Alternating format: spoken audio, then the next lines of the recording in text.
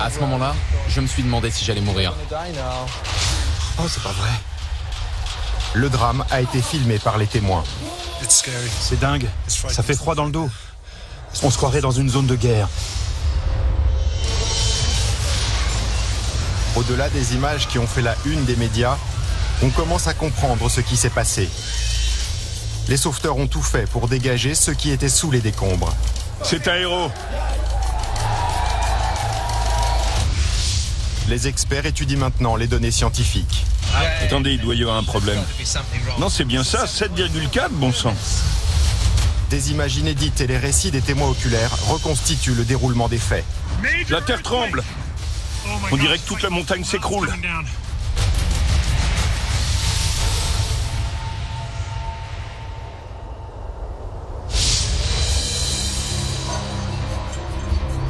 Joost Kobusch, 22 ans, est alpiniste. Son ambition est de conquérir les plus hauts sommets du monde.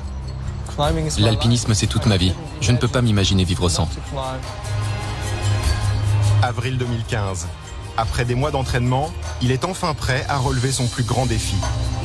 Escalader l'Everest ou un autre sommet de 8000 mètres, ça demande une longue préparation. C'est une opportunité qu'on n'a qu'une seule fois dans sa vie. Mais il est loin de se douter de ce qui l'attend dans cette montagne mythique.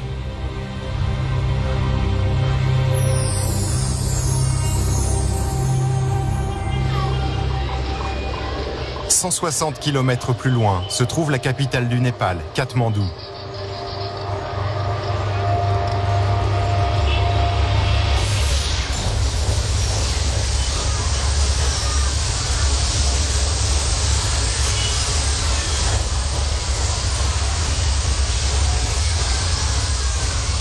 Soudain, à 11h56, la terre se met à trembler.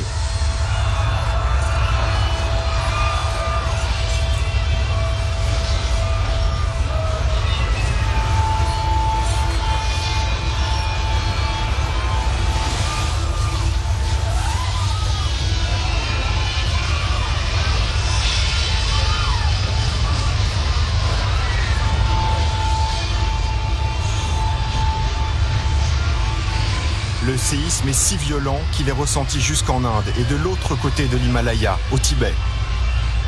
D'énormes rochers dévalent des flancs de la montagne.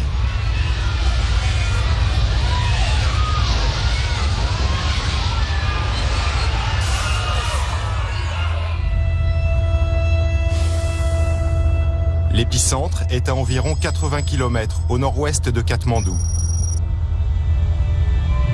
Le séisme a une magnitude de 7,8. Immédiatement, l'onde de choc se propage et le mont Everest est ébranlé.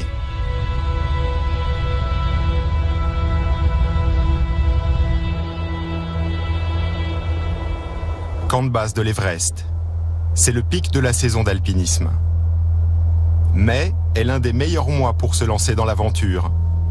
Joost Kobusch est sur place avec une centaine d'autres alpinistes. Ce jour-là, j'avais décidé de me reposer. On était censé monter sur la cascade de glace, mais j'ai eu un mauvais pressentiment. On était en train de prendre le petit déjeuner. On en reprenait un deuxième quand des gens sont arrivés. C'était une journée normale. La terre bouge.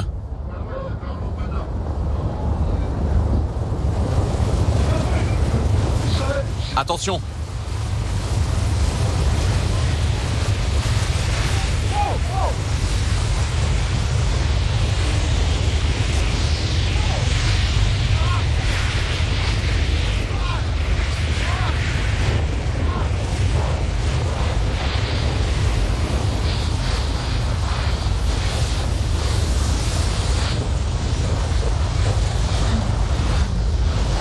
Viens sous mon blouson.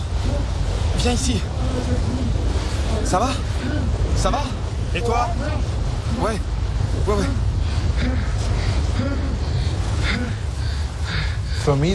L'avalanche ressemblait à un énorme tsunami qui fonçait sur moi, comme une vague de glace. À ce moment-là, je me suis demandé si j'allais mourir.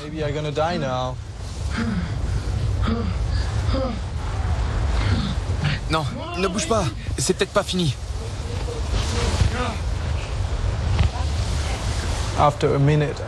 Au bout d'une minute, j'ai senti que l'onde de choc et les secousses se calmaient un peu. Et je me suis dit que ça devait être terminé. Restez groupés! On va voir la tente de la cuisine. Oh non! Elle a disparu.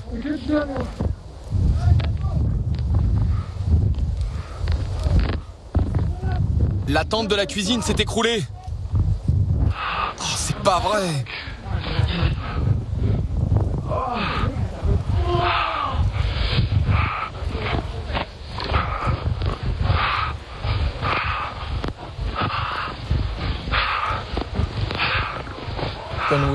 On s'est mis à courir pour se mettre à l'abri, vers un endroit où on serait en sécurité. Oh, c'est pas vrai. C'est pas vrai.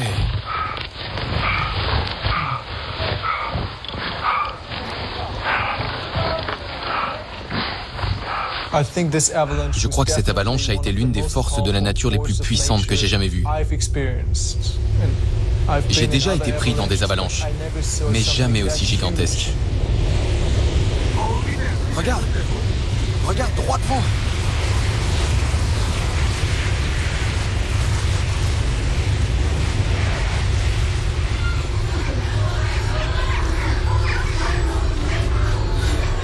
Juste après le séisme, le temple des singes, l'un des plus anciens sites religieux de Katmandou, est dévasté.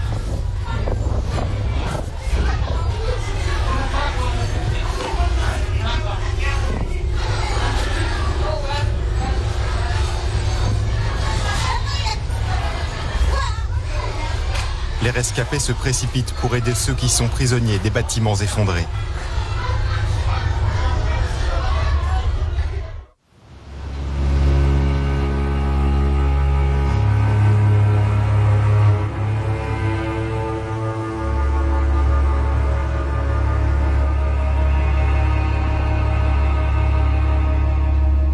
Peu à peu, les habitants de Katmandou découvrent l'ampleur du désastre.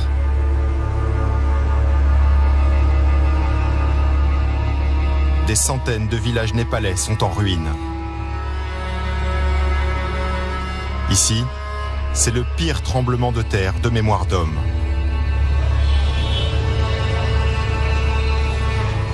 Il y a environ 9000 morts. Plus de 22 000 blessés.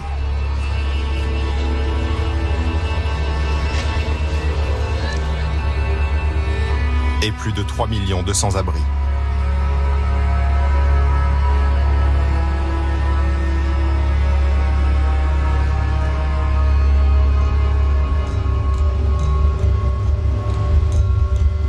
Perché sur une colline à l'ouest de Katmandou, une partie du temple des singes est sur le point de vaciller. Ce temple de plus de 1500 ans est vénéré par les bouddhistes et les hindous.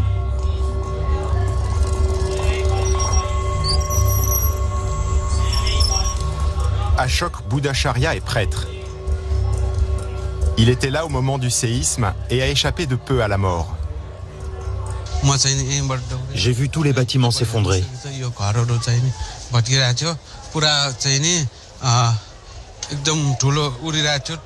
Il y avait tellement de poussière partout qu'on avait du mal à voir ce qui se passait. On aurait dit que toute la colline du temple était engloutie sous la poussière. Les touristes couraient dans tous les sens, sans savoir où se réfugier. Des Chinois, des Indiens, des Européens, totalement affolés.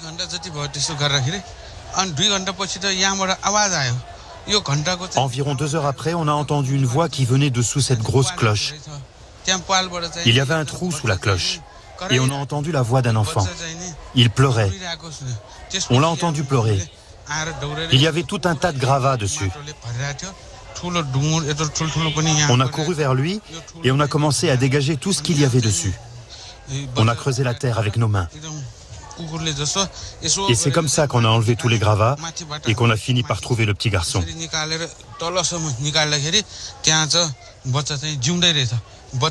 Je l'ai sorti de là et il m'a serré dans ses bras. Il était vivant.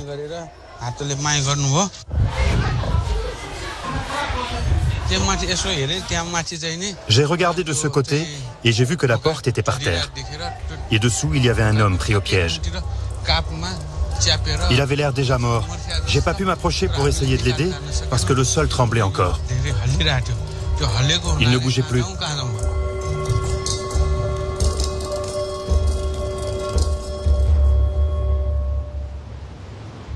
Au moment du séisme, des ondes de choc parcourent le globe en profondeur et en surface.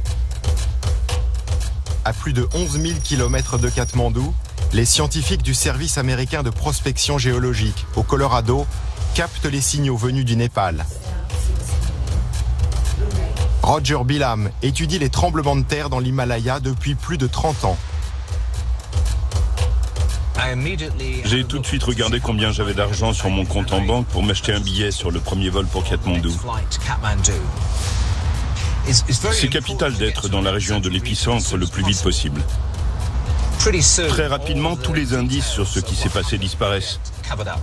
Ce sont des informations scientifiques dont nous avons besoin pour reconstituer l'accélération au cours du séisme.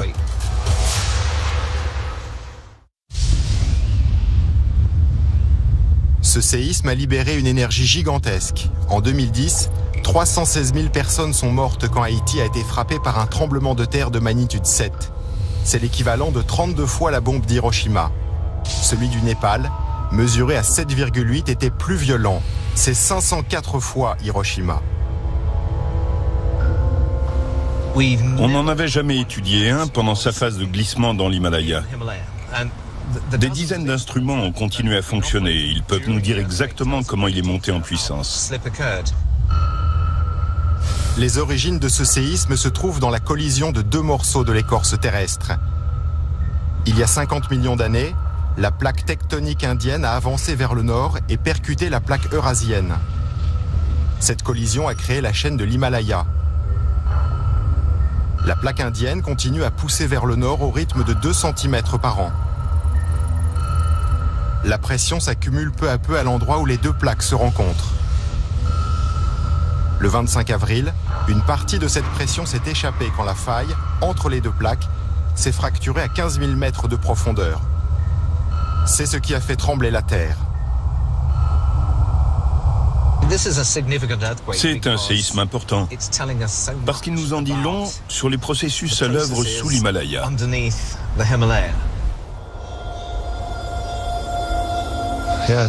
C'est un endroit vraiment génial. On est revenu au camp de base. J'espère qu'on aura plus de chance demain. Je crois que oui. Au lendemain du drame, beaucoup racontent comment ils ont réussi à s'en tirer. Paul Devany est alpiniste. Il a failli être emporté par un glissement de terrain sur l'Everest. Faut rentrer, faut rentrer. Oh, c'est pas vrai. C'est pas vrai. Couchez-vous. Sous la table. Vite, vite. Fermez la porte. Fermez la porte. Oh, c'est pas vrai. Oh my God. Oh wow. Oh wow. Oh wow. Oh wow. C'est violent. C'est énorme. Oh my God. Bon sang, c'est violent. Stop, stop. Okay, you're gonna be okay. Yeah.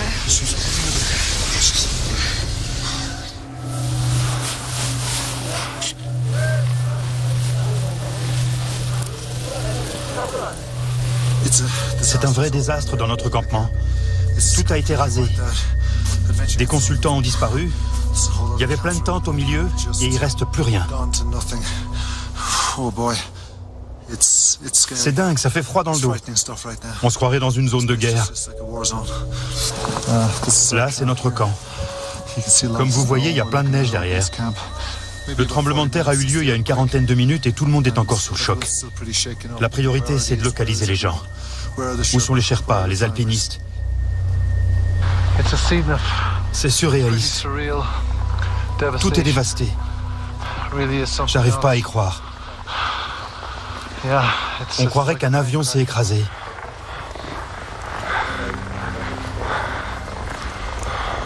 L'avalanche qui a englouti le camp de base était un mélange de glace, de neige et de rochers. Elle était tellement massive qu'elle a bloqué le passage pour redescendre de la montagne. C'est là que le mur de neige a déferlé sur nous, à toute vitesse.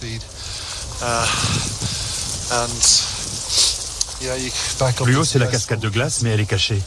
Ça fait bizarre de ne plus voir le paysage.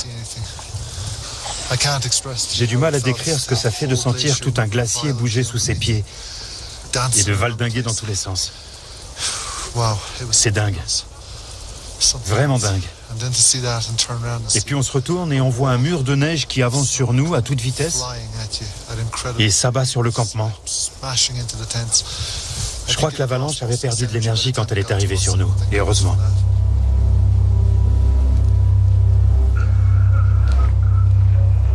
Il y a eu beaucoup de blessures d'impact par les tentes et le matériel de la cuisine qui ont été emportés avec une force incroyable. Certains ont été touchés par des débris qui sont tombés sur eux. L'avalanche a soulevé ceux qui étaient debout et les a emportés comme des poupées de chiffon jusqu'au milieu du camp de base. C'était terrifiant.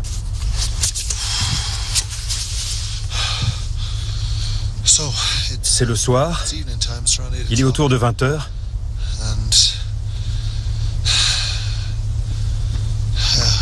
Je ne sais pas quoi dire. Le bilan ce soir, c'est qu'on a 11 morts et une quinzaine de personnes entre la vie et la mort. Les Sherpas ne savent pas quoi faire. Ils n'ont jamais vu ça, jamais. Dans l'histoire des expéditions de l'Everest, il n'y a jamais eu de catastrophe aussi grave au camp de base. Tout le monde est en état de choc, moi y compris. J'ai jamais vécu d'expérience aussi terrifiante. Et on a de la chance parce qu'on est encore en vie. Plus tard, Paul et les autres alpinistes apprennent l'ampleur de la catastrophe. L'Everest n'est pas le seul à avoir été touché. Tout le pays est dévasté.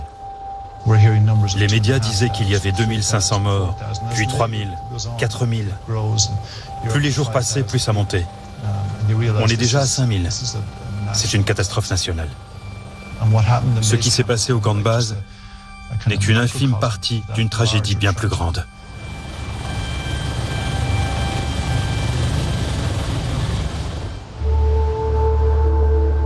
La catastrophe est loin d'être terminée. Il y a encore des répliques pendant plusieurs jours. Les bâtiments encore debout risquent de s'effondrer à leur tour. Les sauveteurs tentent de retrouver des survivants. Mais 5 jours après le séisme, il n'y a presque plus d'espoir d'en trouver. On nous a dit que des voix avaient été entendues dans une poche sous les décombres. On a une équipe de reconnaissance avec nous. On va aller sur place dans l'espoir de localiser cette victime. Un adolescent de 15 ans est prisonnier des gravats. C'est ce qu'on appelle un ensevelissement. Il n'a pas été écrasé, mais c'est comme s'il était dans une boîte. Une boîte avec des parois en béton tout autour.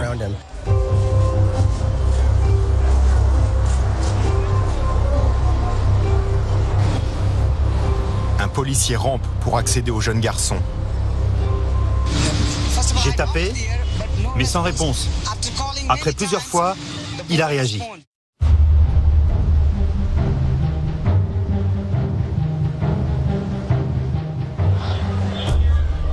Sous les décombres, Pemba Tamang est de plus en plus faible.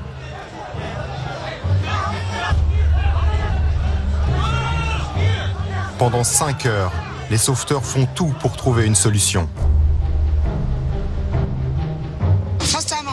Quand je me suis approché de lui, j'ai dirigé ma torche sur son visage. Et il n'en croyait pas ses yeux. C'était formidable. Je lui ai dit qu'on était là pour le sauver, de ne pas s'inquiéter et de rester calme. On allait le sortir de là.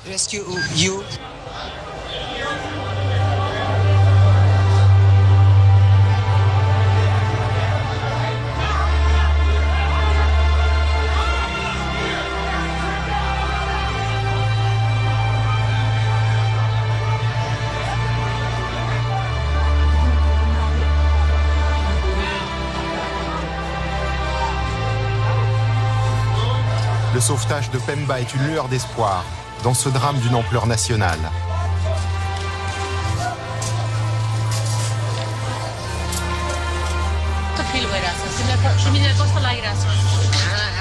J'étais en train de manger quand il y a eu le tremblement de terre.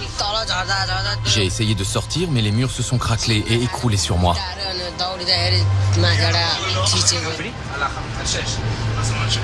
Ma tante et d'autres gens étaient avec moi, mais je crois qu'ils ont été recouverts par les décombres.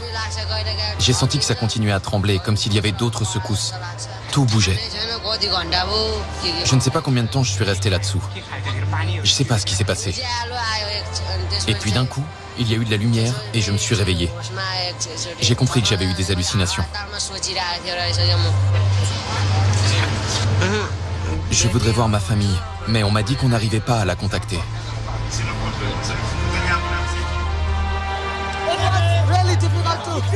Comment vous l'avez trouvé?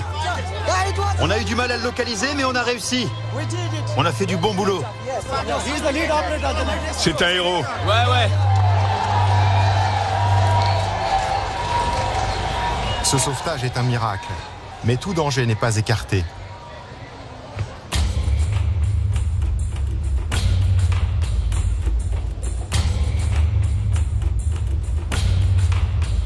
Les géologues arrivent sur place pour comprendre ce qui s'est passé. Roger Bilham est parmi eux. J'espère que ça n'arrivera pas, mais on peut avoir un autre séisme. C'est la course contre la montre pour atteindre les stations de surveillance sismique et analyser leurs relevés pour déterminer s'il y a encore des risques et à quel endroit. Il y a urgence parce que si on n'arrive pas au plus vite sur place, les données seront perdues. Les stations en collectent beaucoup et quand la mémoire du système est pleine, les nouveaux relevés sont enregistrés par-dessus les anciens. 33 km jusqu'à Dunché. John Galetska va de station en station dans tout le Népal, en hélicoptère. Il faut faire vite avant que tout soit perdu. John arrive près d'une station GPS très importante. L'hélico revient. Il doit aller chercher des blessés. C'est l'une des 4 stations postées directement sur la ligne de fracture. Elle prend des mesures GPS en permanence. Elle est fermement arrimée dans le sous-sol, à 1,50 m ou 2 mètres de profondeur, bien fixée. La position de ces stations est mesurée par GPS. Les satellites en orbite géostationnaire communiquent en permanence avec ces balises fixes au sol.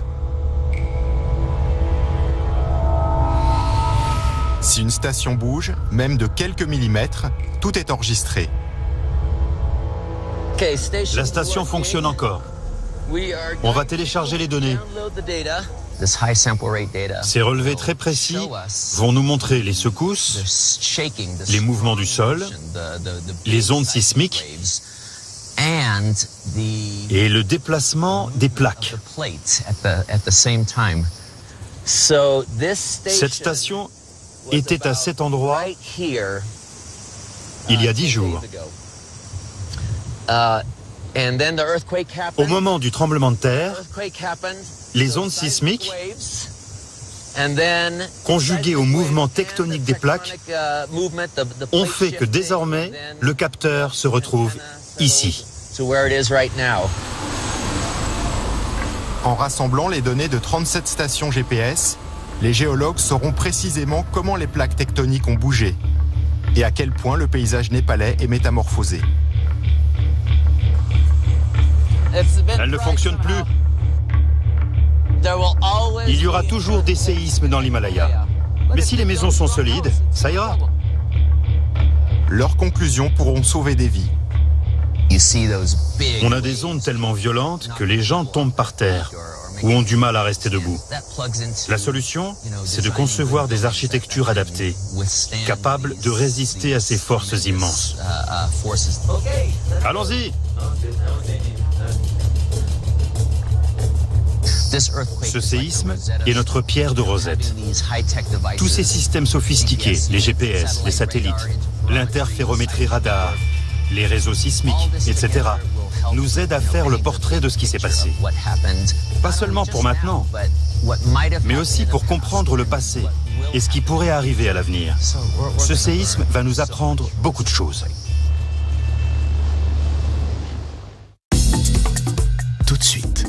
La suite.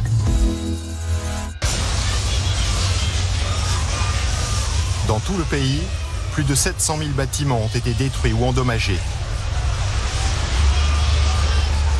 Ces images ont été filmées à Bhaktapur, au début du séisme.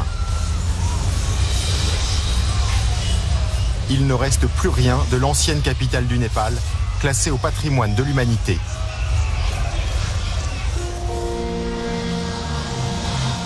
À 7 km plus au nord se trouve Sangku, l'une des villes les plus durement touchées. Presque tout le centre est en ruine. Il y a plus de 100 morts. Sunil Singh est l'un des rescapés. Là, c'était ma chambre. Et là, notre salon. Au moment du séisme, cet enseignant était chez lui avec sa mère. La maison a commencé à trembler et il s'est précipité dehors avec elle.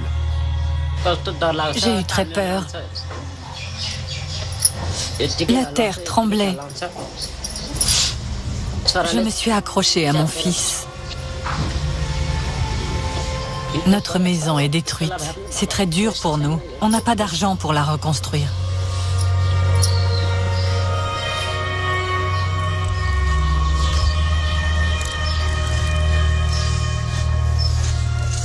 C'était terrifiant. Mais on sait qu'on a de la chance d'être encore en vie.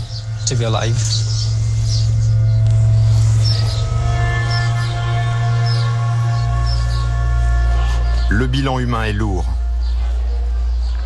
Lidja est l'une des élèves de Sunil. Ma mère et ma grand-mère étaient là quand il y a eu le tremblement de terre. C'est pour ça qu'elles sont mortes, toutes les deux. Moi, j'étais au collège. Quand je suis rentrée chez moi, j'ai vu qu'elles étaient mortes. Voilà, c'est tout.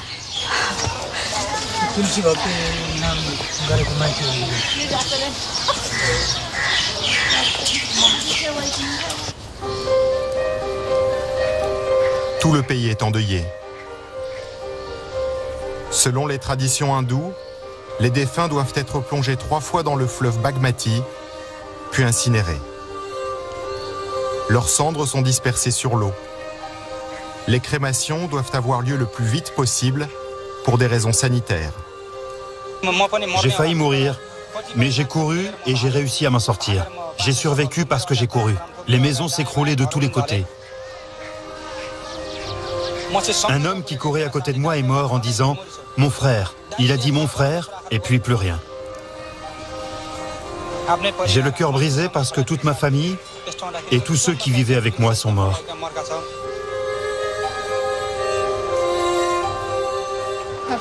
C'est très dur quand 4 personnes de votre famille meurent. On est là pour les rites funéraires.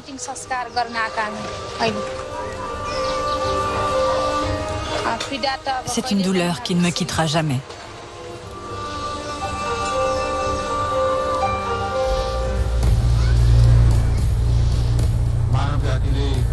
La catastrophe est loin d'être terminée.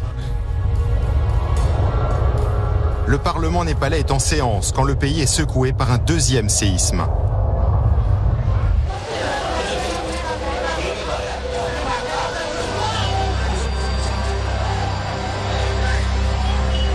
À ce moment-là, Roger Bilam est à Katmandou. Il y a 1 minute, on a eu un tremblement de terre très violent.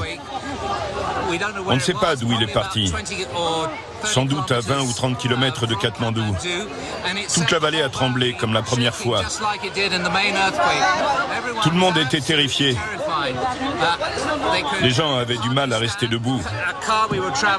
Notre voiture a été secouée d'avant en arrière. D'ailleurs, je sens qu'elle bouge encore un peu. C'était dingue. Je crois qu'on bouge encore. Oui, ça bouge. Bon sang. Vous voyez des gens loin des bâtiments, les bras en croix, se demandant ce qui allait leur tomber dessus. Alors qu'il n'y avait rien au-dessus d'eux, à part les arbres et les oiseaux. Mais ils étaient terrifiés que ça vienne du ciel et s'abatte sur eux pendant qu'ils essayaient de rester debout. On n'imagine pas la terreur de la population avant d'en être témoin. Les gens font ça parce qu'ils sont à peine remis d'un traumatisme encore plus grand, il y a 16 jours avec la secousse principale. J'essaie de me connecter à la page du service géologique des États-Unis. J'attends qu'un point rouge s'affiche sur la carte pour m'indiquer la magnitude et la localisation. Attendez, il doit y avoir un problème. Ça dit 7,4. Non, c'est bien ça, 7,4, bon sang. À peine plus faible que le premier séisme. Ce n'est pas une petite réplique, c'est un nouveau gros séisme. On va voir ce qu'en dit le service géologique. Il faisait 7,4. Le Népal a été touché par un autre séisme, moins de 3 semaines après le premier.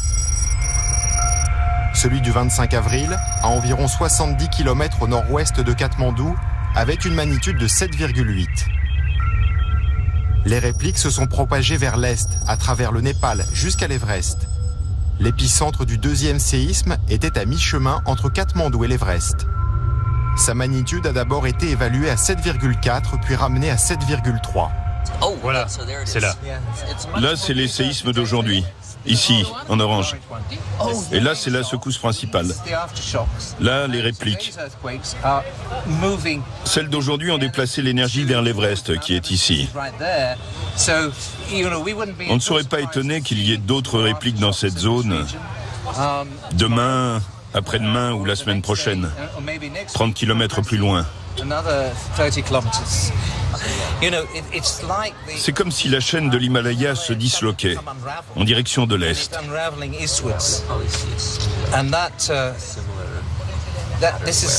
Ce séisme va entrer dans l'histoire parce qu'il va nous apprendre beaucoup de choses. Pour les scientifiques, c'est super, mais pour les gens, c'est terrifiant. Le deuxième séisme déclenche de nouveaux glissements de terrain. Dans les montagnes, il y en a plus de 5000, notamment dans la région de Sindupalchok. On vient de vivre 2 journées interminables. Et c'est pas fini. Regardez ça, c'est partout comme ça. Michael Andrew est sauveteur. Il se rend dans les villages isolés touchés par le premier séisme. Et il est pris dans le deuxième. Je vais bien. Ça va, ne bouge pas. C'est une grosse secousse. Bon sang. Regardez ça. Tout va bien. Je me suis caché derrière un rocher. J'en tremble. Tout va bien, ne t'inquiète pas. On dirait que toute la montagne s'effondre. C'était un séisme majeur. Je l'ai entendu secouer la montagne de haut en bas pendant 30 à 40 secondes. On est... Regardez ça. C'est pas vrai. C'est le sentier sur lequel on marchait il y a 20 minutes. Là-bas où on voit des rochers débouler jusqu'en bas. C'est complètement dingue. Tout s'est passé tellement vite qu'on n'a pas eu le temps de réfléchir. Quand on sent que sa vie est en danger, on réagit instinctivement. Tout va bien, on n'a rien. J'ai vu les éboulements arriver et je me suis caché derrière un rocher. Mais regardez les glissements de terrain. C'est dingue.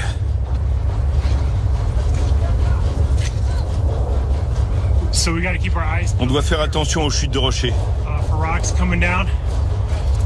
J'ai vu des arbres bouger et je me suis dit que d'autres rochers allaient arriver. Et ils pèsent des centaines de kilos.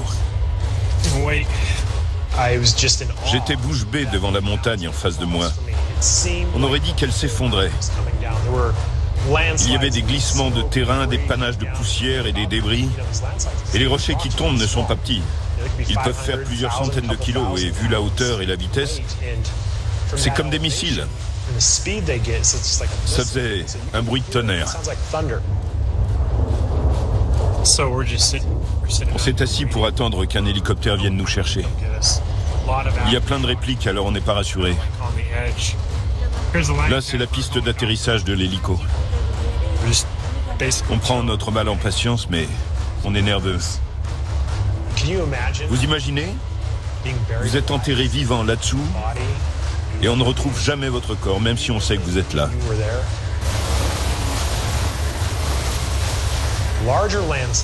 Quand il y a un séisme majeur, on ne peut pas être plus rapide ou plus malin que lui. Si on se retrouve au milieu, il n'y a rien à faire.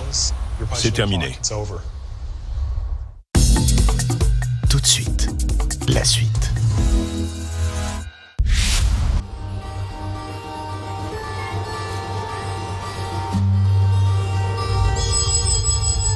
Le village d'Aharugat est à un peu plus de 15 km de l'épicentre du premier séisme.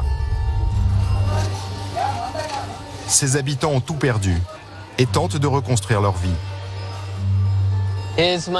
Voilà mon père qui a 72 ans et ma mère qui a 55 ans. Là, c'est ma fille qui a 6 ans, ma sœur,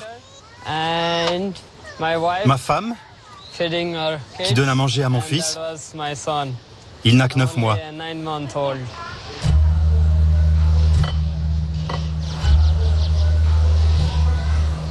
C'est chez moi. Dedans, tout est détruit.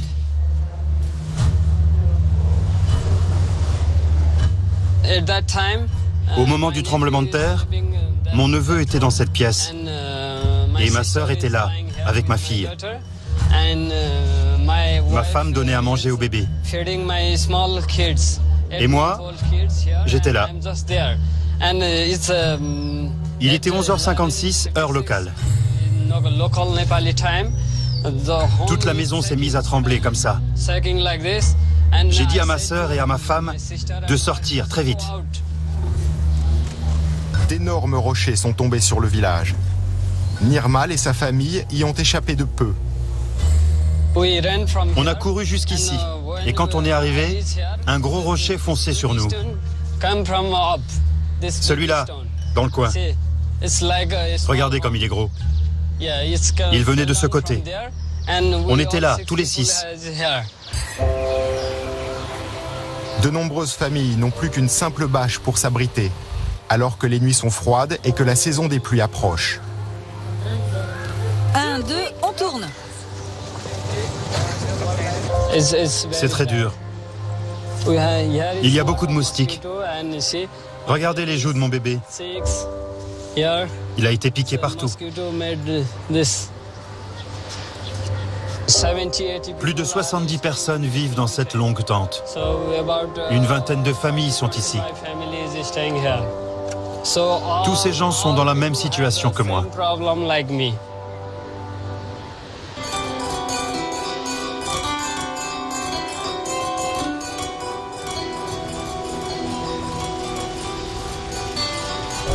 Le Népal est à la merci des forces naturelles. En plus des séismes, des avalanches et des glissements de terrain, il est soumis à la mousson. Dès le début de la saison, la catastrophe entrera dans une nouvelle phase. Les pluies torrentielles risquent de détruire les bâtiments fragilisés.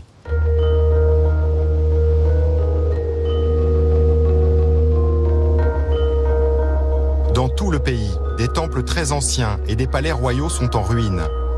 Des millénaires d'histoire et de culture ont été rayés de la carte. Kai Waise, architecte et consultant pour l'ONU, se bat pour sauver ce qu'il en reste. La plupart de ces temples sont toujours utilisés par la population. Ils ont une valeur religieuse, mais aussi purement culturelle. Ces 2 temples définissent tout cet espace qui fait partie de l'identité de la ville.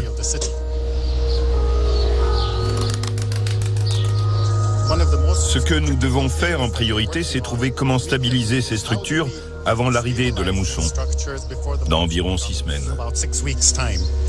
S'il se met à pleuvoir et que l'eau s'infiltre dans les bâtiments, tout pourrait s'effondrer.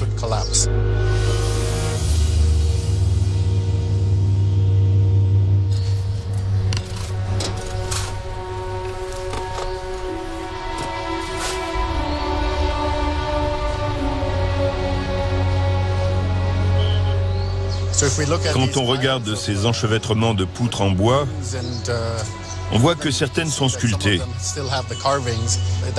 Ça va être l'une des grandes difficultés. Les trier pour savoir d'où elles viennent, si on veut les recycler pour la reconstruction.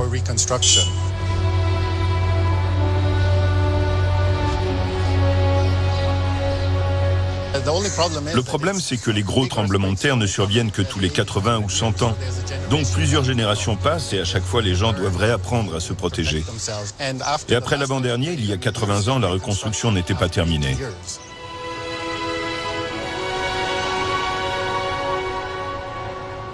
De retour dans le Colorado, Roger Bilham a entamé l'analyse des données sur le séisme.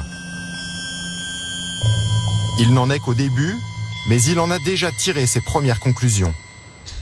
Ce tremblement de terre s'est produit juste à côté de la zone de rupture d'un séisme qui a eu lieu en 1934. Il avait une magnitude de 8,4, ce qui est énorme. Ce qui s'est passé, c'est qu'on en a eu un de 7,8 dans la région. Donc toute cette partie a été déplacée vers le sud en glissant sur 1,50 m. Ce tremblement de terre est plus qu'un coup de semonce. C'est un vrai séisme qui a fait de gros dégâts. Et il n'y a pas eu de séisme précurseur. On ne peut pas prédire les séismes et celui-là ne nous a envoyé aucun signal avant-coureur. Il est arrivé sans crier gare. On ne sait pas comment prédire un gros tremblement de terre.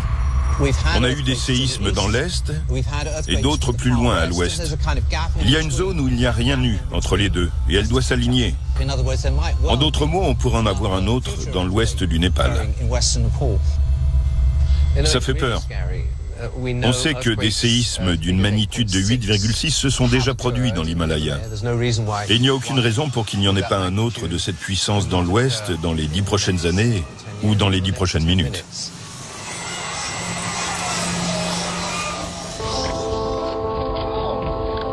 Oh non! Non! Non! Non! Quand on part en montagne, on accepte les risques. Ça fait partie de l'aventure. Même après cette avalanche, je n'ai pas peur. Je continuerai à vivre ma passion et mon rêve.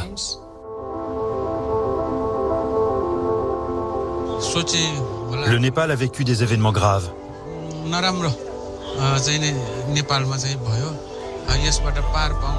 Tous les Népalais doivent se serrer les coudes pour survivre.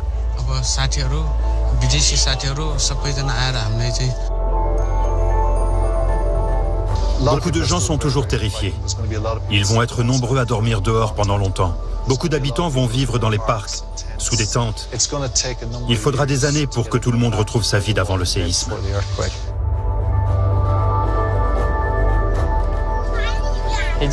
On a de la chance d'être vivant.